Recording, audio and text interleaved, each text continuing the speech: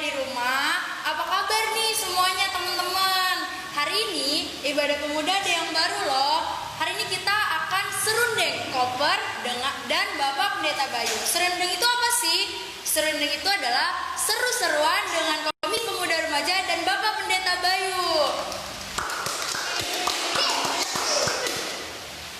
Nah, hari ini tema kita adalah recall. Nah, teman-teman semua untuk memulai, teman-teman semua, hari ini kita akan membahas Q&A yang udah teman-teman tanyain di beberapa hari yang lalu di IG-nya Komisi Pemuda Remaja. Untuk memulai ibadah kita hari ini, yuk kita nyanyi satu lagu Anggur Baru.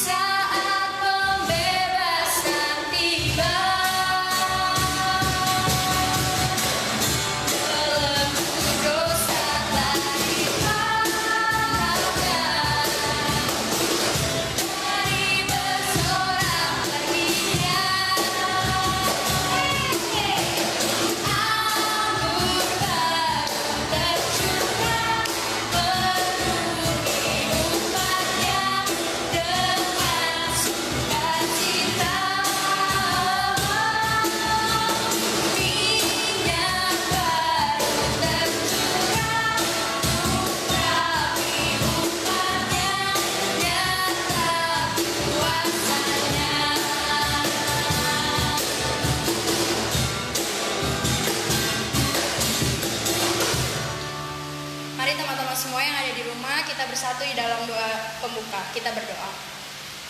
Bapa di dalam surga, terima kasih Tuhan atas setiap kesempatan dan kebaikan Tuhan atas hidup kami. Hari ini Tuhan, kami mau sama-sama beribadah, meninggikan dan memuji nama-Mu Tuhan. Tuhan tolong hati kami, pikiran kami, biar kami bisa fokus Tuhan. Terima kasih Tuhan, Kau berkati ibadah kami dari awal, pertengahan sampai akhirnya. Di dalam nama Tuhan Yesus, kami sudah berdoa dan mengucap syukur. Haleluya, amin. Sebelum kita mendengar sharing, tanya jawab nanti, mari kita menyanyikan lagu nomor 2, penyanyi Haleluya.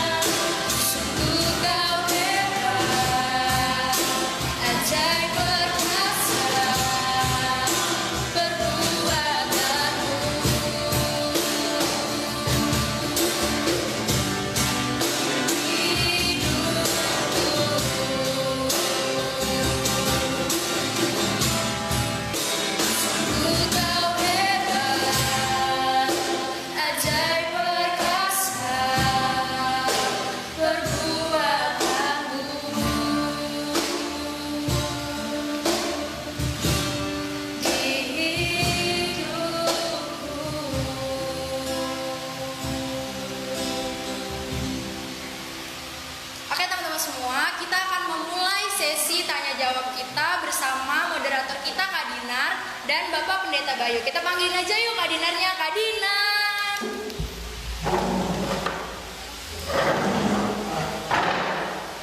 Halo. Halo, selamat malam semuanya. Selamat malam Pak Bayu. Selamat malam Dinar. Oke, teman-teman, tadi seperti yang udah dijelasin sama Isel, kita sekarang join di Serundeng Koper dan Pak Bayu. Serundeng itu seru-seruan dengan Komisi Pemuda Remaja dan Bapak Pendeta Bayu. Oke, setelah kita rangkum nih pertanyaan-pertanyaan dari teman-teman yang akhirnya akan menjadi bahan Q&A kita pada sharing malam ini. Kita akan kupas abis nih Pak Bayu sampai ke akar-akarnya tentang recall itu sendiri. Karena temanya kita recall, are you ready? Kita mulai ya Pak. Ya, silakan. Pertanyaan pertama datang dari Talia Tarigan. Apa sih Pak sebenarnya makna recall bagi pemuda remaja khususnya di GKP Kampung Sawang Pak?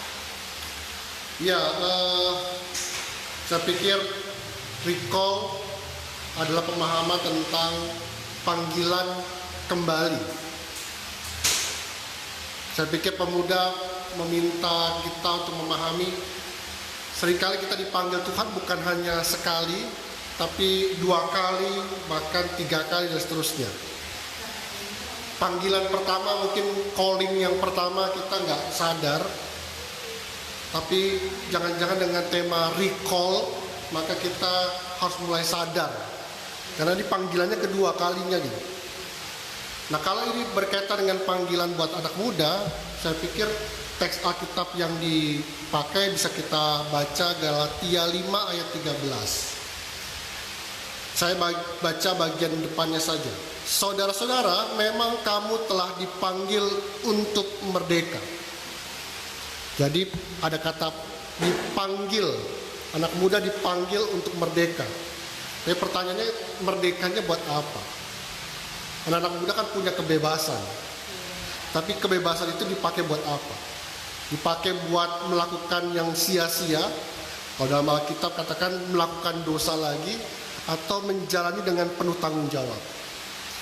Dulu ya kita anggap saja kita generalisir panggilan pertama anak-anak muda kapan? CD. Panggilan pertama orang nggak sadar dengan panggilan itu. CD dianggap sebagai rutinitas gerejawi. Kalau dia sudah usianya jalani katekisasi maka CD.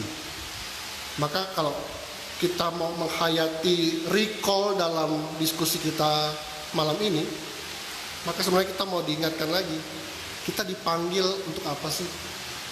Saya pikir kata kunci adalah kita dipanggil untuk menjalani keseharian. Anak muda dipanggil untuk menjalani keseharian mereka dengan penuh tanggung jawab. Saya pikir itu dulu. Oke, kalau misalnya tadi Bapak bilang panggilan pertama anak muda ini ketika kita CD Pak. Ada juga nih Pak pertanyaan yang berkaitan soal CD dari Adrianus Maiharsa. Kenapa sih Pak? Tapi banyak loh Pak remaja yang setelah CD hilang gitu aja nih. Bahkan dari misalnya 1 dari 10 mungkin yang akan muncul lagi di pemuda, yang akan aktif lagi di pemuda. Kira-kira akankah mereka nanti akan menerima panggilan-panggilan berikutnya Pak? Panggilan anak-anak muda itu tadi, terkadang kita nggak ngeh kalau kita sedang dipanggil. Bener Pak. Anggaplah kalau ada orang jalan kita dipanggil, hei, panggilan pertama itu kadang-kadang samar-samar. Nah saya pikir ketika orang menjalani CD, ya mungkin mereka juga mendengar suara Tuhan dengan samar-samar. Karena itu bagi saya pengalaman anak muda yang waktunya nggak cukup panjang sebenarnya, atau remaja gitu ya. Remaja itu nggak cukup panjang waktunya. Tapi kita diminta untuk nggak dalam waktu yang nggak panjang itu cepet-cepet dengar apa yang dipanggil tadi. Dan karena itu kalau kita benar-benar mau hayati, CD adalah sebuah momen gerejawi, tapi CD juga adalah sebuah pengalaman anak-anak muda. Jadikan itu pengalaman, bukan soal berdiri, menghafal, lalu mengucapkannya. Bukan cuma formalitas aja ya Pak? Bukan formalitas. Tapi CD adalah sebuah titik awal sehingga dia bisa lihat apa nanti yang dia tuju. Mengapa akhirnya sedikit pemuda yang akhirnya beraktivitas dalam gereja setelah sidi? Jangan-jangan tadi banyak orang yang nggak ngeh dipanggil oleh Tuhan. Masa kita harus nunggu dulu dipanggil dalam arti dipanggil ke rumah Bapa di surga, kan nggak mau gitu ya. Gitu. Ada lagi pertanyaan lagi yang menarik?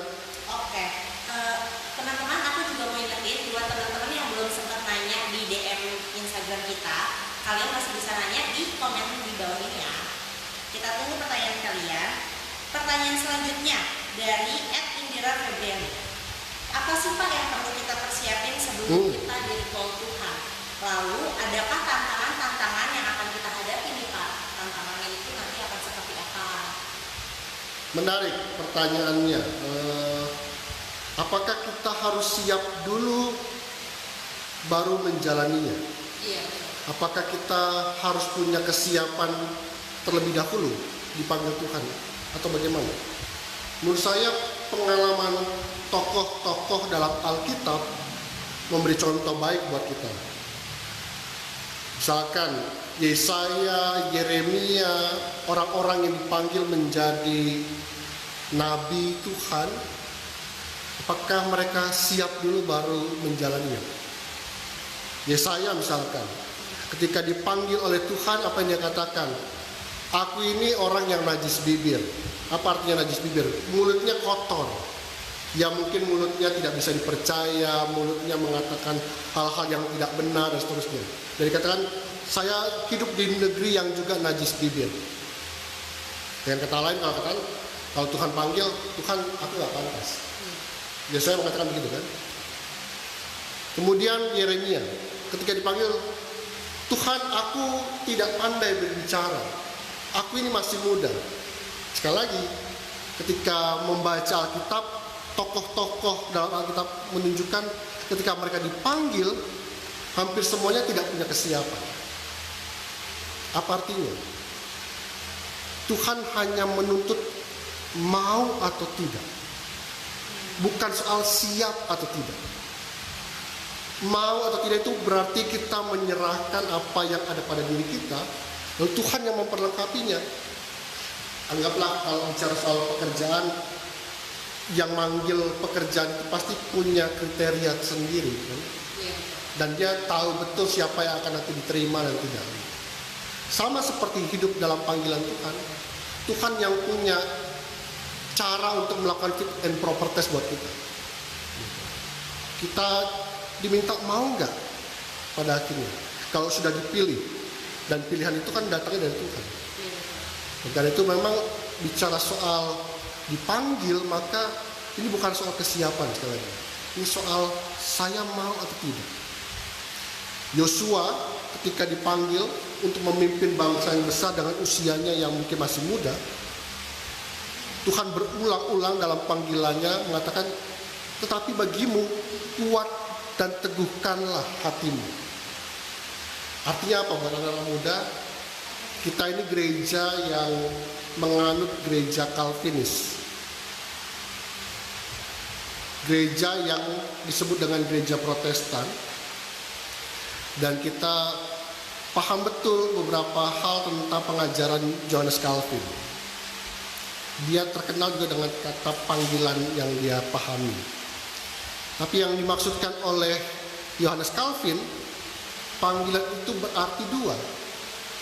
Ketika engkau sudah dipanggil, maka hidupmu adalah sebuah pilihan. Pilihan untuk menjalani panggilan itu atau melarikan diri dari panggilan itu. Berarti ada komitmen ya Pak? Ya. Kalau orang sudah dipanggil dan dia siap, maka komitmen berikutnya adalah pilihlah sebuah kehidupan yang bertanggung jawab. Dan itu harus dijalani setiap harinya. Dan mengapa panggilan menurut Calvin itu akhirnya menjadi sangat umum. Kita mau belajar juga, anak-anak muda perlu belajar juga sejarah gitu ya. Kristenan ini kan sudah hampir 2000 tahun lebih. Nah, mengapa gereja Protestan lahir, mengapa GKP menganut gereja Protestan dan menjadi Calvinis?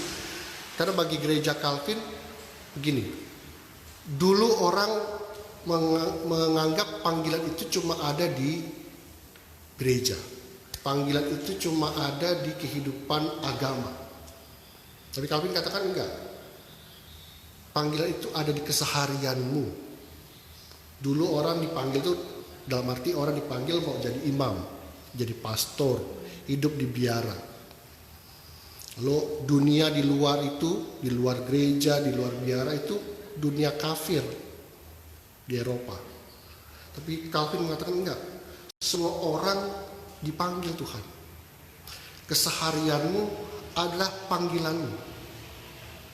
Jadi jangan berpikir ketika bicara soal panggilan dalam gereja, diskusi kita seperti ini, oh berarti dijadikan pendeta, jadi majelis, jadi komisi. Enggak. Dimanapun kamu berada, anak muda, keseharianmu itu adalah sebuah panggilan. Bayangkan kalau keseharianmu adalah sebuah panggilan, keseharianmu diawasi oleh Tuhan. Dan keseharian kita harus punya tanggung jawab di dalamnya. Iya, komitmen harus dijalani. Sekali lagi, kemerdekaan bukan dipakai untuk melakukan yang sia-sia, tapi yang kamu lakukan sehari-hari itu buat apa sih? Manfaatnya apa sih buat aku dan buat orang lain? Kita harus bisa mengukur itu. Nah, tantangannya tadi bicara soal tantangan, maukah kita menjalani bahwa ini bukan soal apa? Seringkali orang membeda-bedakan. Ini kehidupan rohani, itu kehidupan yang duniawi.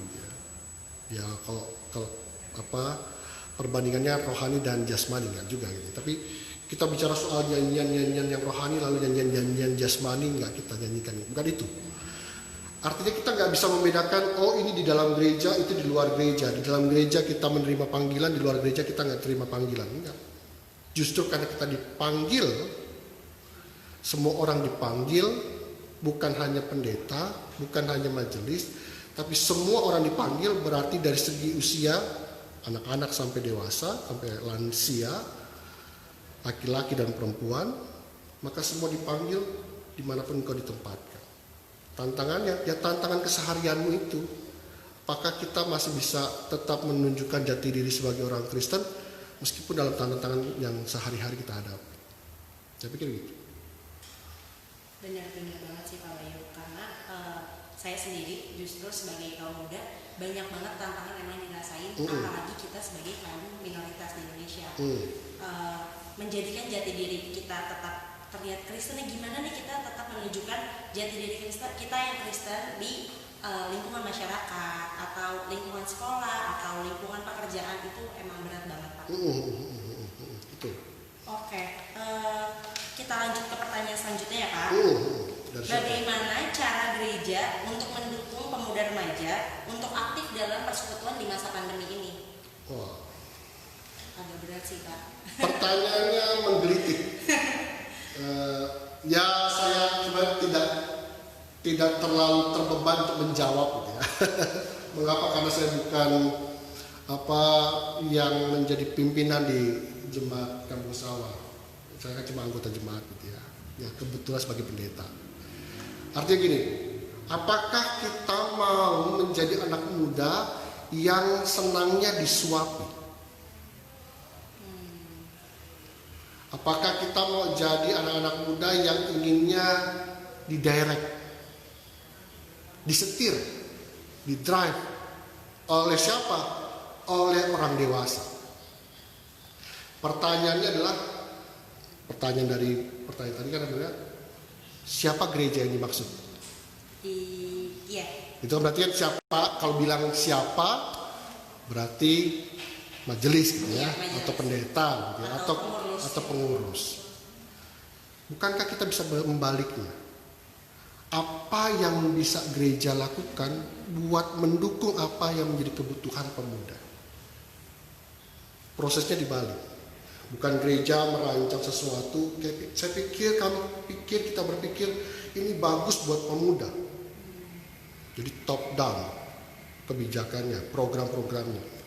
Tapi bisakah dibalik? Pemuda. Anak muda pinginnya apa sih? Lalu gereja mau mensupportnya bagaimana? Dan karena itu sekali lagi pelayanan anak muda itu selalu dimulai dari komunitas pemuda-pemuda kita, remaja-remaja kita siap nggak atau sudah terbiasa nggak dengan komunitasnya, dengan yang seusia, dengan yang sesama hobinya, dengan orang-orang yang sesama minatnya, tapi mereka punya suatu konsep yang sama. Nah, komunitas-komunitas yang ada di remaja dan pemuda merancang sesuatu, lalu gereja bisa mensupport apa? Gitu. Sekali lagi, pertanyaan itu menarik, menggelitik saya katakan tadi. Bukan berarti kita nggak mau disuapi terus ini. Jangan mau disuapi terus. Kalau bisa kita tahu makanan yang enak buatku apa, kira-kira apa di sekitar kita bisa menyiapkan apa. Kayak sekarang orang saya butuh makan seblak gitu ya. Gampang, tinggal cari GoFood atau GrabFood, datang. Itu kan support sistemnya. Tapi yang menginginkan sesuatu kan kitanya nih. Kita mau jalan sendiri cari, atau itu bisa datang dengan sendirinya, datangkan kepada kita. Nah, saya pikir pelayanan pemuda begitu juga. Kita sungguh-sungguh deh, siapa yang merasa peduli dengan komunitasnya, aku ingin apa, aku butuh apa, lalu itu diusulkan dan itu menjadi keinginan bersama. Lalu akhirnya gereja melakukan sesuatu pun juga terukur. Begitu. Jadi tetap ada dari kaum pemudanya sendiri juga harus ada programnya nih, harus ada apa sih yang mau dituju Pak. Jadi ya kayak tadi Bapak bilang, kita mesti balik pertanyaannya. Jadi gimana sih aktifnya pemuda nih untuk ya kalau kita lihat sebelum pandemi aja nggak banyak sih yang ikut ibadah. Betul. Apalagi sekarang yang udah pandemi, yang kita ibadahnya secara online. Ya. Dan orang banyak juga pemuda yang sebenarnya aku lihat kayak agak mungkin awal-awal tertarik, ambience banyak nih di awal-awal, tapi semakin kesini dilihat kok kayaknya semakin berkurang ya Pak. Misalkan ya Pak, saya potong gitu ya. Okay. Saya dengar-dengar Koper bikin kontes PUBG gitu ya. Iya, turnamen. Itu kan berarti ngelihat, oh segmen anak-anak yang suka main game ada, jumlahnya banyak. Bahkan mereka bisa rela mengeluarkan semua kuota mereka untuk melakukan itu. Kita menangkap kebutuhannya, maka dibuatkanlah kegiatannya. Nah, itu baru satu segmen, baru orang yang senang PUBG. Tapi kan ada segmen-segmen lain yang perlu didengar juga, dan kita perlu memfasilitasinya juga. Oke, itu kerja yang segmented, yang orang minatnya ini, minatnya itu, dan sebagainya. Tapi pada akhirnya mereka yang sudah terfasilitasi oleh komisi, oleh majelis, harus juga siap punya komitmen bersama, kegiatan yang juga bersama, yang nggak lagi terpilah-pilah. Nah itu harus dikomunikasikan terus antara dua arah gitu ya. Baik dari atas ke bawah maupun dari bawah ke atas. Saya pikir begitu. Oke, terima kasih Pak Bayu. Ada pertanyaan selanjutnya. Terus gimana sih Pak caranya menggereja yang efektif di masa pandemi ini? Iya, sebelum mendapatkan beberapa pertanyaan ini dari pengurus, saya habis dari pelayanan di Jati Asih yang lalu, ngobrol-ngobrol dengan istri. Ya. Topiknya kurang lebih sama seperti yang ditanyakan tadi. Saya mengatakan begini kepada istri saya, nanti kalau benar-benar gereja akan kembali lagi beraktivitas ya, onsite, maka semua orang pasti harus punya ide kreatif yang luar biasa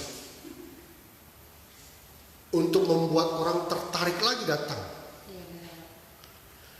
Sebelum pandemi saja kita sudah keteteran. Pandemi itu membuat kita sekarang menjadi memanjakan orang di tempatnya masing-masing. Tapi pertanyaan berikutnya adalah, kalau nanti benar-benar sudah onsite kembali, caranya gimana? Nah, saya pikir ini, saya tidak memberi jawaban langsung, tapi saya pikir ini yang perlu dipikirkan dalam-dalam oleh semua orang. Pertanyaan buat kita semua adalah, masihkah kita membutuhkan gereja? Masihkah kita membutuhkan komunitas kumpul sama-sama? Masihkah kita punya antusias bahwa keseharianku menjadi menarik kalau ada orang lain yang ada di depanku? Kalau sekarang dalam masa pandemi, aku melakukan apa yang menarik buatku, ya aku butuhkan, ya aku lakukan. Aku butuh renungan, kita bisa cari YouTube berupa renungan-renungan. Aku butuh pengkhotbah yang sedap didengar, aku tinggal cari channel YouTube yang lain yang bisa saya, nggak perlu di GKP Kampung Sawah, saya bisa cari yang lain. Maka sekarang orang sudah semakin tidak punya batas nih, karena kan teknologi begitu, tidak ada batas. Orang bisa menemukan kebutuhannya, bisa memenuhi kebutuhannya dari tempat-tempat yang lain. Nah, ini tantangan berikutnya. Apa yang membuat GKP Kampung Sawah tetap dirindukan lalu orang bisa datang dari segala usia? Itu harus dipikirkan betul. Atau komisi pemuda, apa yang membuat anak-anak muda mau kumpul-kumpul? Kita kan terbiasa, orang Betawi itu makan gak makan asal kumpul. Iya benar Pak. Tapi pertanyaannya, setelah pandemi, apakah budaya itu masih ada atau tidak? Harus ada inovasi ya dari semuanya. Karena itu harus ada inovasi.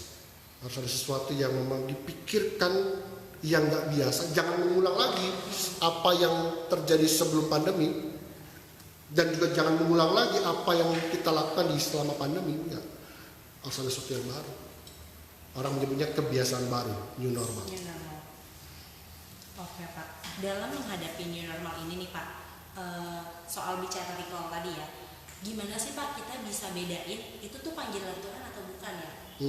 Terus apakah ungkapan ada rencana Allah itu adalah ungkapan putus asa atau bentuk damai? Kadang kita berpikir kayak, oh iya jalannya Tuhan gini. Sebenarnya kita ngomong kayak gitu tuh karena kita putus asa atau memang itu bentuk damai untuk hati kita sendiri? Surat Roma mengatakan begini, jangan jadi serupa dengan dunia, maka kamu akan tahu apa yang menjadi kehendak Tuhan. Kan kehendak Tuhan itu kita cari tahu dengan cara memilah lalu memilih. Nah, kemampuan anak-anak muda yang dewasa imannya adalah ketika dia melihat dunia yang sangat kompleks ini, yang sangat rumit ini, satu masalah belum selesai, ada masalah yang lain. Nah, itu harus dilihat oleh pemuda.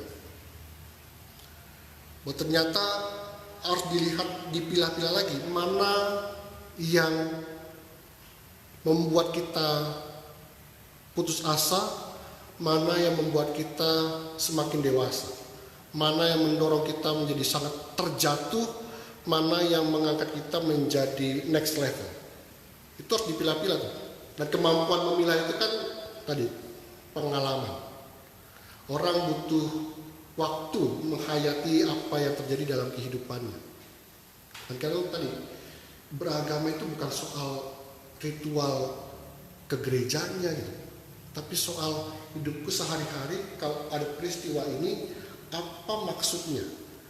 Apa yang Tuhan inginkan terjadi dalam hidupku, dan apa yang harus kulakukan terhadap kasus yang seperti ini? Harus begitu tuh.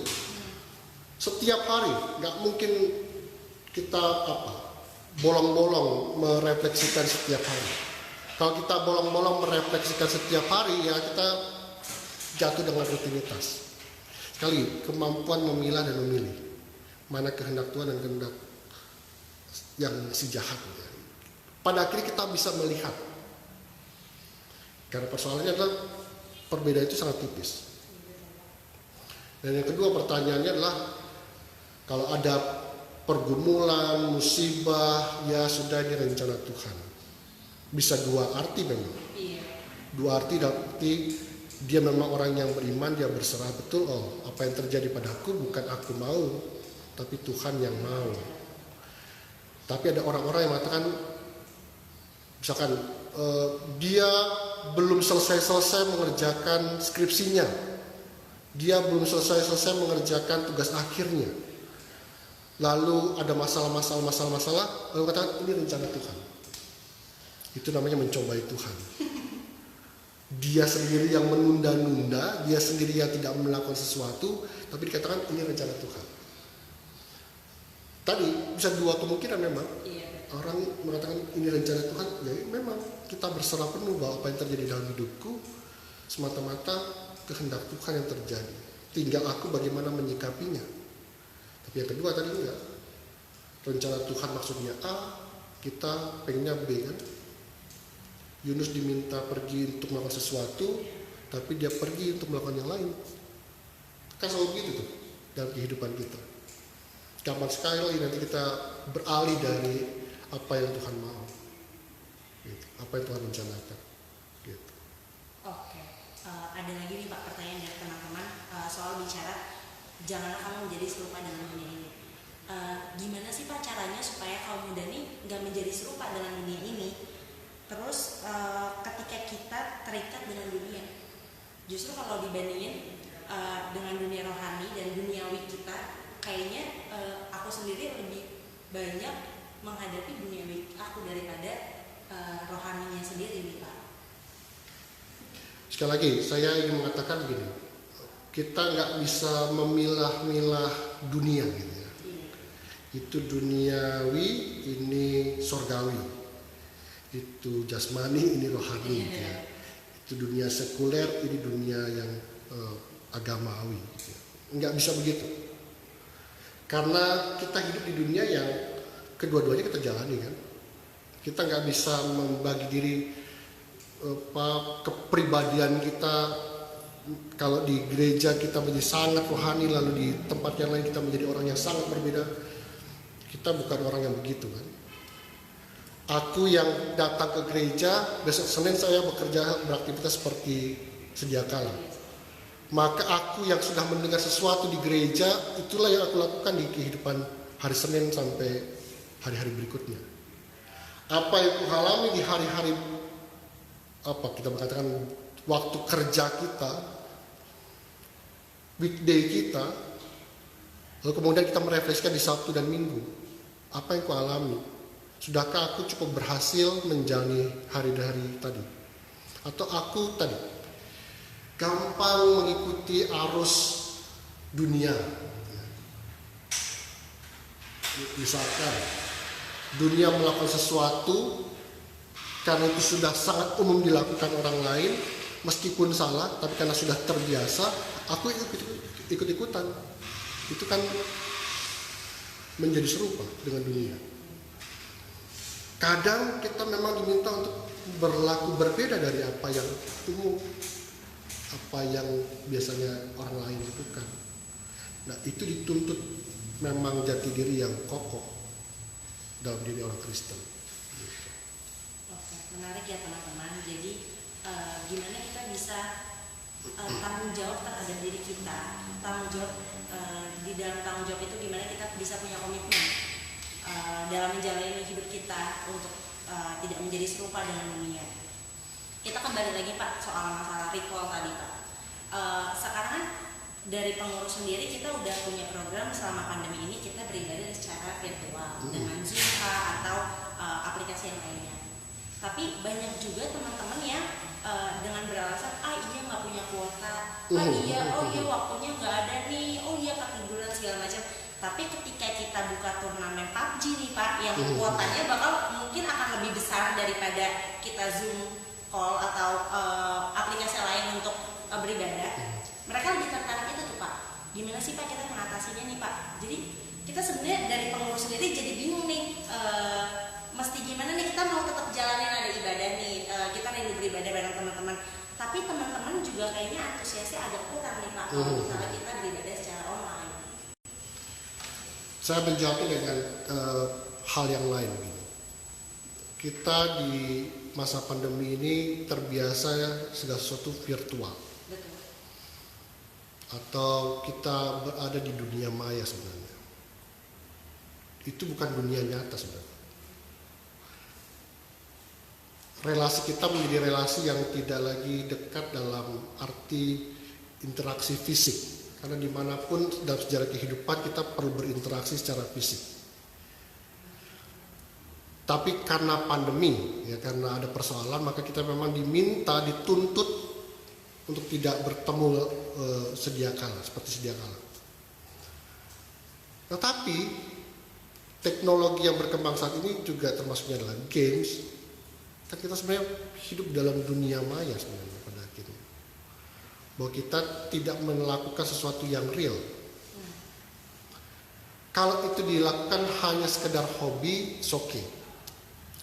Tapi kalau membuat kita menjadi teralihkan, hidupku adalah bermain, lalu tok gitu ya, hidupku hanya bermain saja, lalu lupa bahwa hidupku adalah juga bekerja, melakukan sesuatu dan sebagainya, ya kita akhirnya memang terdampak negatif dari dunia maya tadi. Ya saya ingatkan juga nanti teman-teman yang bermain game, ingat bahwa hidupmu bukan dipakai buat bermain saja, tapi ada hal-hal lain. Interaksimu dengan orang tua, interaksimu dengan teman, interaksimu dengan orang lain, itu perlu. Dan karena itu pertanyaan berikutnya adalah, kalau gereja adalah sebuah komunitas pada awal kehadirannya, kan bukankah itu juga yang kita inginkan terjadi dalam kehidupan sehari-hari kita? Ada komunitas yang membuat kita diterima dan kita bisa mengembangkan diri. Nah, pertanyaan berikutnya adalah, apakah memang obrolan di gereja cuma bicara soal game aja? Kan enggak. Obrolan di gereja kan soalnya kan bicara soal tentang dibina untuk siap dalam keseharian sebenarnya. Gereja kan sebenarnya gereja kita itu, sekali lagi saya mengulang, gereja Protestan itu gereja yang membina. Dulu memprotes gereja abad-abad pertengahan karena abad-abad pertengahan menjadi gereja yang seperti membawa keselamatan saja. Orang berdosa datang ke gereja, beli surat, dapat surat, bebas. Itu yang diprotes oleh gereja Protestan kan. Lalu gereja cuma seperti pewarta orang selamat atau tidak, orang dihapuskan dosanya atau tidak. Tapi gereja Protestan lain enggak. Gereja ada untuk membina, memperlengkapi. Siapa yang diperlengkapi? Ya semua orang. Untuk apa? Kalau mereka sudah mendengar sesuatu yang baik, maka mereka melakukannya dalam kehidupan sehari-hari. Karena itu ketika bicara komisi pemuda, maka teman-teman pemuda, engkau perlu mendengar obrolan yang berbobot, perlu makanan keras, perlu sesuatu yang mendewasakan, sesuatu yang membuat engkau menjadi lebih pintar, bukan hanya memuaskan kesenangan, gitu ya, hedon, gitu ya. Bukan, hidup ini nggak cuma untuk menyenangkan dirimu saja, tapi untuk mendewasakan. Maka ada porsi juga gereja untuk menyiapkan itu juga buat anak muda. Artinya gini, buat anak muda, gereja itu pasti relevan, penting buatmu. Gitu. Bukan cuma memfasilitasimu untuk melakukan kesenanganmu, enggak. Tapi gereja perlu buat melengkapi dirimu. Saya pikir begitu. Banyak banget sebenarnya yang pengen dikupas lagi lagi Pak. Ada 3 pertanyaan lagi nih Pak. Boleh. Pertanyaannya dari nggak ada namanya sih Pak ini Pak. Mungkin boleh, dia penggemar rahasia, mungkin pengen tahu banget tapi kayaknya emang nggak pengen dikasih tahu namanya siapa. Sampai di mana kita mengusahakan panggilan Allah itu, dan sampai di mana kita berkata cukup dan berhenti. Misalnya kita udah merasa, oh ya ini udah dapat nih panggilan Tuhan, kayaknya udah cukup nih sampai sini. Atau memang nggak akan ada cukup ya Pak? Akan ada panggilan-panggilan berikutnya atau gimana Pak? Panggilan itu adalah sebuah pengalaman selama hidup. Begitu. Panggilan itu adalah tadi saya katakan keseharian hidupmu. Kalau kita memahami panggilan adalah satu momen saja, kita mengecilkan Tuhan. Mungkin bisa Tuhan melakukan caranya dengan satu momen-momen, tetapi bukan sifatnya parsial. Kadang-kadang kamu harus mengetahui apa yang menjadi kehendak Tuhan di momen pertama. Bahkan momen pertama belum selesai, kamu harus menyiapkan diri dengan momen kedua, dan seterusnya dan seterusnya. Dan itu terjadi di selama kita hidup. Bagaimana anak muda, jangan pernah merasa sudah mendengar suara Tuhan lalu selesai. Panggilan itu akan terus menerus ada. Tadi yang dikuatkan bagi Yosua adalah yang penting kuat dan teguhkanlah hatimu menjalani semua perjalanan itu. Bayangkan kita bisa menganalogikannya kan begitu. Bangsa Israel harus melakukan sebuah perjalanan dari suatu tempat yang tidak menyenangkan menuju tempat yang dijanjikan Tuhan, yang berisi madu dan sebagainya yang indah-indah. Tapi Yosua dipanggil untuk membuat perjalanannya sampai ke tempat nanti itu dengan momen-momen yang berdatangan bertubi-tubi. Dan satu hari selesai, datang hari yang lain dan seterusnya. Ya seperti itu panggilan harus dijalani. Makanya Tuhan selalu ingatkan kepada Yosua, yang penting kuat dan teguhkanlah hatimu. Yang penting kamu tahu di dalam perjalananmu engkau tidak berjalan sendirian. Bahkan bukan hanya panggilan, setiap harinya engkau ngobrol dengan Tuhan. Tapi itu. Kalau panggilan, hey, udah. Mungkin orang Jawa nggak ketemu kan. Tapi bayangkan kalau ada yang ngomong, hey, kalau kita datang, kita jalan sama-sama. Bukan hanya soal panggil pertama kali, tapi ngobrol setiap hari. Berbincang sama perjalanan. Jadikan momen setiap harimu adalah ngobrol dengan Tuhan. Gitu. Saya jadi merinding loh. Saya sama ini berarti ngobrol nih Mbak sama Mbak. Ini menarik banget buat kita bahas sebenarnya teman-teman. Tapi karena gak lama lagi nih waktunya kita menyudahi talk show ini, ada satu pertanyaan lagi Pak dari @Jessica Andika dan @Grace Zaratika. Kan sekarang kita udah menghadapi new normal nih Pak. Terus ada protokol-protokol sendiri yang sudah diterapkan oleh pemerintah. Terus apa sih tipsnya supaya kita sebagai kaum muda ini berpikir kalau new normal itu belum berarti COVID-19 itu udah hilang Pak. Kan banyak orang juga udah ditetapin nih protokol, harus pakai masker, harus jaga jarak segala macam. Tapi banyak juga warga yang nggak menetapkan protokol itu.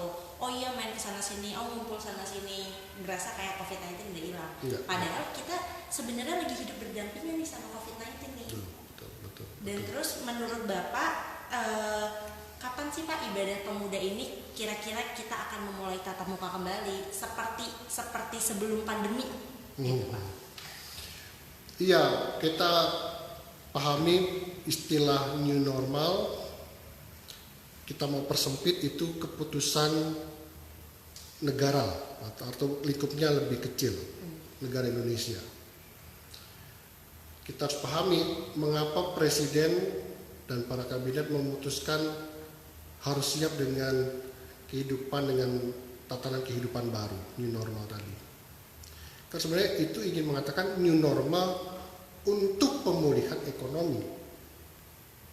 Tapi dari segi kesehatan kita belum benar-benar terbebas dari itu semua. Zona yang diberikan ya kadang-kadang itu sangat politis juga sifatnya. Kapan menentukan zona hijau, orange, merah dan sebagainya itu sangat politis kadang-kadang. Suatu daerah tertentu bisa mengatakan ini hijau, lalu tutup-tutupilah kasus-kasusnya yang ada. Mengapa? Agar ketika itu hijau lalu semua diperkenankan melakukan sesuatu untuk meningkatkan kembali pendapatan atau perkembangan ekonomi di suatu daerah tertentu.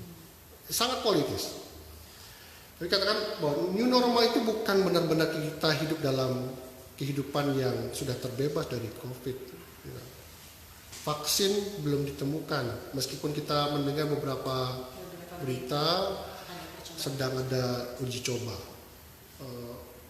Saya baca-baca juga artikel, biasanya para ilmuwan itu menghasilkan vaksin bisa butuh 2-5 tahun. Tapi karena kebutuhan COVID, para ilmuwan di Oxford, di Harvard, mereka menggenjot sampai 18 bulan. Sekali lagi, 18 bulan itu kan baru mereka-reka vaksin seperti apa yang kira-kira bisa mengalahkan. Maka itu ada uji coba dan seterusnya. Dan artinya kita mengatakan bahwa kita belum benar-benar terbebas dari COVID. Maka protokol kesehatan masih harus benar-benar dilakukan. Ya, pakai masker. Teman-teman sebelum syuting kita pakai masker ya. Karena kita copot masker biar ngobrolnya lebih terdengar. Artinya masker itu masih sangat perlu dimanapun kita berada. Ya, menahan diri lah untuk tidak melakukan dalam kerumunan aktivitas kita tuh jangan dulu lah. Orang bersepeda sekarang pengennya kumpul-kumpul lalu ngobrolnya juga tanpa masker. Karena kita nggak tahu saya sedang suspek atau tidak. Dan ini sesuatu yang memang sangat mengerikan dan karena itu kita perlu hati-hati.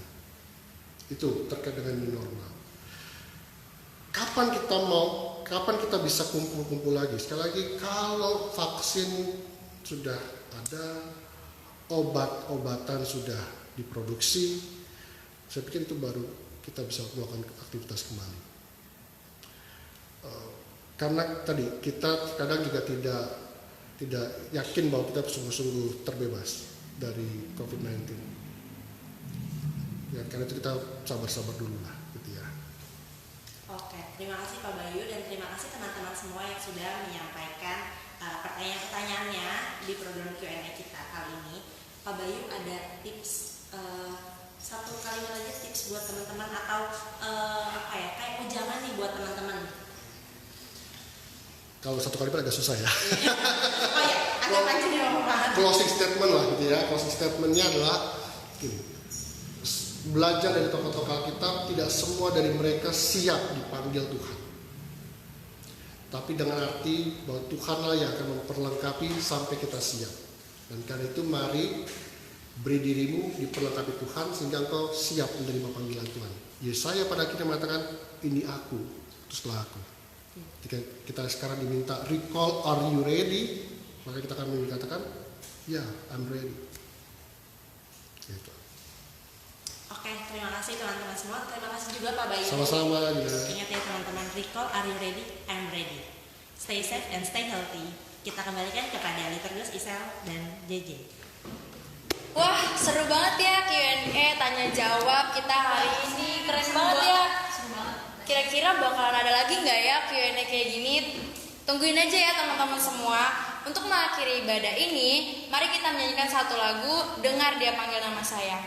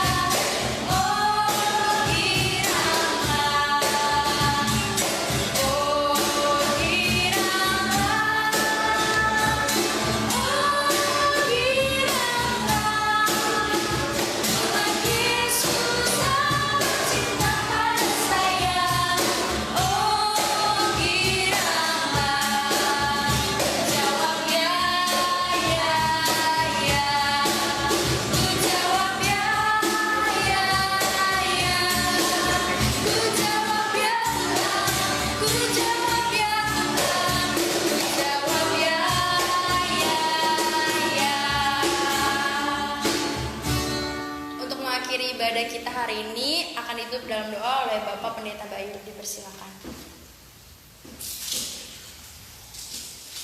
Mari kawan-kawan kita berdoa. Ketika kami mendengar panggilan Tuhan, 1, 2, bahkan berkali-kali, kami belum sadar bahwa Tuhan yang memanggil kami. Setelah kami tahu bahwa Tuhan yang memanggil kami, maka kami siap dengan percakapan setiap harinya bersama-sama dengan Tuhan.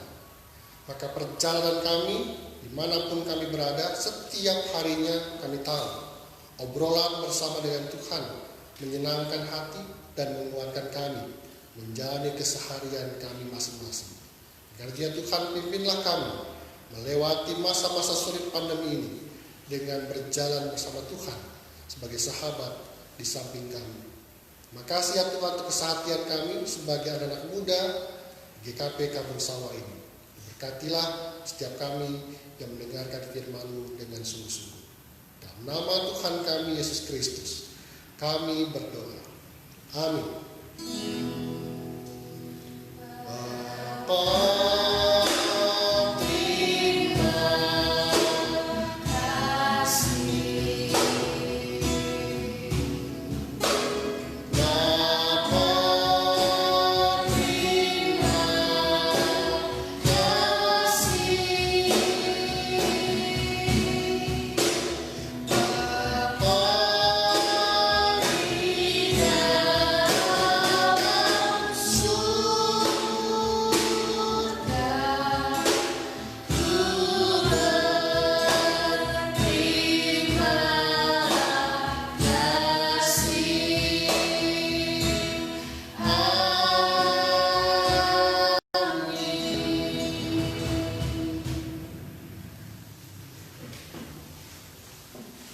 terima kasih untuk Bapak Pendeta Bayu, Kak Dinar sebagai moderator, dan teman-teman semua di rumah yang udah nonton.